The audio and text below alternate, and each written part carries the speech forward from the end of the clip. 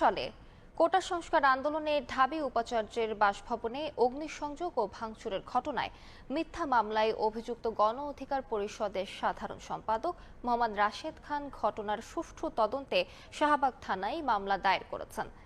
রোববার বিকেলে শাহবাগ থানায় মামলা করেন তিনি।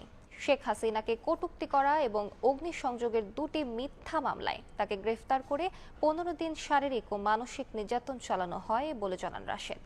মামলায় ঢাকা বিশ্ববিদ্যালয়ের সাবেক উপাচার্য আখতারুজ্জামান, প্রক্টর গোলাম রাব্বানী, আওয়ামী লীগের সভাপতি মণ্ডলীর সদস্য জাহাঙ্গীর কবির নানক সহ বেশ কয়েকজনকে আসামি করা হয়।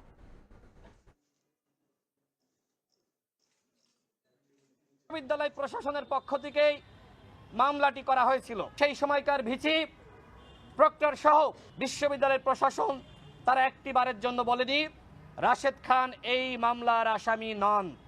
বরং আমাকে অ্যারেস্ট করার পরে সেই সময়কার ভিসি আখতারুজ্জামান বলেছিল আমাদেরকে মোল্লা ওমর এবং জঙ্গির সাথে তুলনা করেছিল।